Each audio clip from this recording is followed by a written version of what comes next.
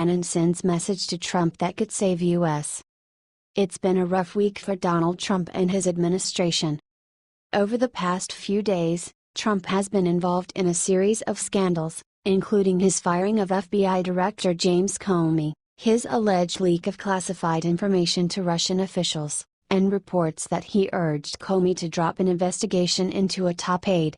Now, however, top Trump advisor Steve Bannon is stepping in to do something that may just save our president. Breitbart reported that the Republican National Committee sent out a fundraising email this week asking for help with Trump's Drain the Swamp agenda.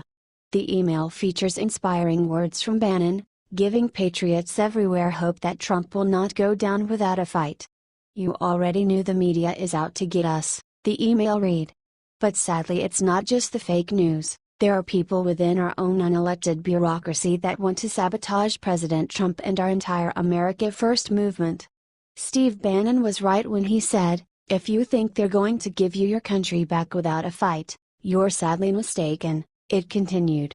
"Every day is going to be a fight," Bannon said. That is the promise of Donald Trump. The email went on to explain that those who are opposed to Trump and his policies do not want to put America first. They want it to be special interests first to enrich themselves, all while the citizens of our country remain an afterthought, the email said. "We have no choice but to completely drain the swamp," the message continued, adding that Trump is already started cleaning house. "But every day will be an uphill battle, and we need to be prepared to go into the trenches to fight back," the email concluded.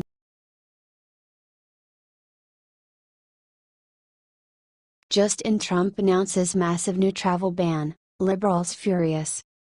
Donald Trump's administration is likely to announce on Thursday that laptops will be banned on all flights from Europe to the United States. Daily Mail reported that this new ban was revealed by European security officials moments ago. Officials briefed on the matter said that Trump's White House will also be reviewing how to ensure lithium batteries stored in luggage holds do not explode in midair. No final decisions have been made on expanding the restriction on large electronic devices in aircraft cabins, however, it is under consideration, read a statement released by the Department of Homeland Security, which is expected to announce the ban. DHS continues to evaluate the threat environment and will make changes when necessary to keep air travelers safe. This ban could affect U.S. carriers such as United Airlines, Delta Airlines Incorporated and American Airlines Group. This came 2 months after Trump's White House announced laptop restrictions on flights originating from 10 airports including in the UAE, Saudi Arabia, Qatar and Turkey because of fears that a concealed bomb could be installed in electronic devices taken onto aircraft. The United Kingdom quickly followed suit with restrictions on different routes. DHS spokesman Dave LaPan just told reporters that Homeland Security Secretary John Kelly hasn't made a decision, but we continue to evaluate the threat environment and have engaged in discussions with airline representatives and other stakeholders about the threat. Kelly is scheduled to give a classified briefing on Thursday to senators about domestic threats, and airline issues are expected to be discussed. Liberals will undoubtedly be furious about this ban, as they seem to get angry whenever Trump takes steps to protect our country. What do you think about the ban? Let us know your thoughts in the comments section.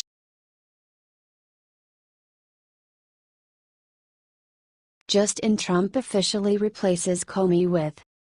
President Trump fired James Comey, head of the FBI, yesterday afternoon. You can argue all you want about what the motives for this move were, but it is pretty silly to pretend that this is part of some kind of cover-up. However, there are some concerns being raised about the guy who will be replacing Comey.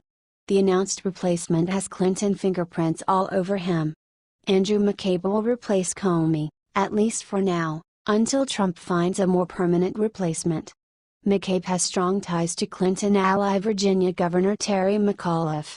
McCabe was previously the deputy FBI director, and following President Trump's dismissal of James Comey, he will be in charge of the nation's preeminent law enforcement agency. The White House said Tuesday that the search for a new FBI director will begin immediately. Until the administration finds this director, a man strongly connected to the Democratic Party will be in charge. The Democratic Virginia governor's PAC donated $467,500 to McCabe's wife Jill McCabe's 2015 state Senate campaign. The Virginia Democratic Party also spent a little over $200,000 on the campaign.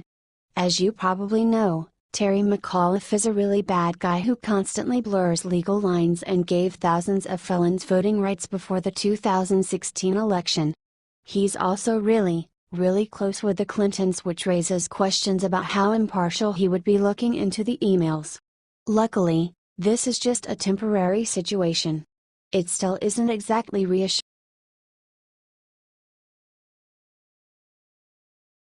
Legendary designer defends Melania after fashion world abandons her. After Donald Trump won the presidential election, many fashion designers turned their backs on his wife Melania, saying they would boycott his presidency by refusing to dress her. That's why Alessandro Michele, the creative director for Gucci, has found himself in hot water for dressing both Melania and Kellyanne Conway. Now, Michele is firing back at detractors who criticized him for what he did by taking a major stand for the First Lady. "We have all kinds of customers. To be against something or someone, it's a dangerous thing," Michele explained, according to the UK Express. "It's easy to be against your enemy, but if you give them a big hug." He went on to say that he has no interest in courting controversy, and instead simply finds people who are different from him to be interesting. "The more you are different, the more interesting. The more you are not like me, the more I want to get to know more about you," he said. "I'm very curious. I feel more comfortable surrounded by people not like me." Michele does not seem to be a Trump supporter, yet he is open-minded enough to actually give the president and his family a chance.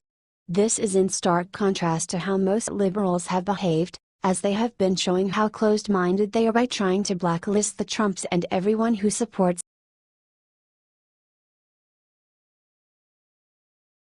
May 3rd calendar entry will clear Trump. The Liberal are shocked. After the Washington Post wrote a story attacking Trump again led the public out of course. The Post said that FBI Director James Comey has a written memo in which said that Trump asked him to drop the investigation on former administration member Michael Flynn, despite a clear claim to the contrary by Comey's successor, acting FBI Director Andrew McCabe. What's even more disturbing than that is the fact that the Post claimed anonymous sources backed up its statements, but didn't provide any evidence. Take a look at one part of the story. "I hope you can let this go," Trump said, according to the Comey notes, which were described by the Associates. Comey's written account of the meeting is 2 pages long and highly detailed, the Associates said.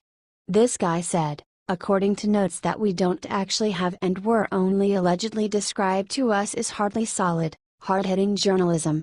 Even though Comey never denied this allegation about Trump, on May 3rd he said that he was never asked from authority to stop investigation during his time as FBI director. When he was asked if senior DOJ officials asked the FBI to drop an investigation, Comey said, "It's not happened in my experience," according to the Washington Post. The Post statement doesn't mean that much, seeing that there is an actual on-record statement by acting FBI Director Andrew McCabe that flies right in the face of these unsubstantiated accusations.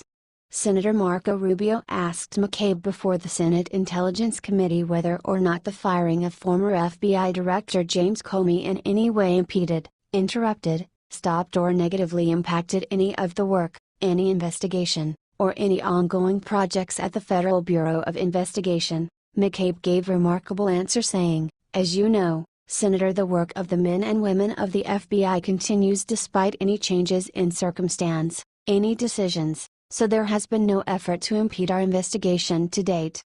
The Washington Post then stated, "It's unclear from the questioning if McCabe was talking solely about the consequences of Comey's abrupt firing, or referring to a specific investigation on Trump's associates for possible connections to Russian officials."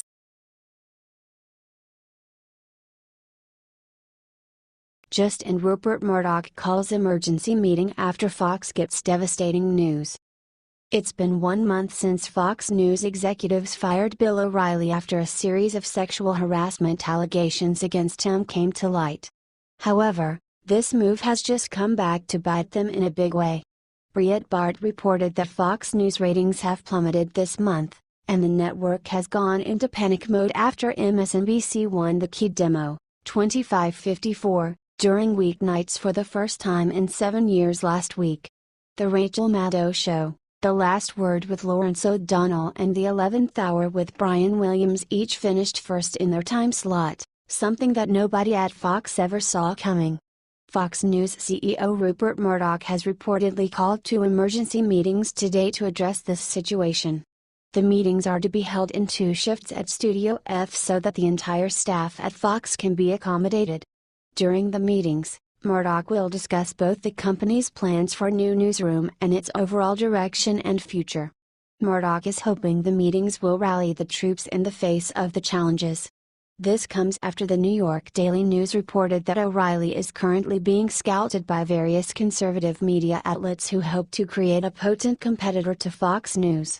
Bill O'Reilly has been nothing short of a powerhouse in cable news. "We have received thousands of requests to add Mr. O'Reilly to our team," said Charles Herring, CEO of San Diego-based One America Network. "I'm sure several national cable news networks have expressed strong interest in Mr. O'Reilly, and One America News is no exception, but we have no further comments at this time." Sources say O'Reilly is also being pursued by Sinclair, a huge right-leaning broadcaster that owns 170 TV stations, including Chicago's superstation WGN. Sinclair struck a $3.9 million deal this month to buy Tribune Media and its 42 stations, and executives are trying to turn WGN into a conservative all-news network to compete with Fox.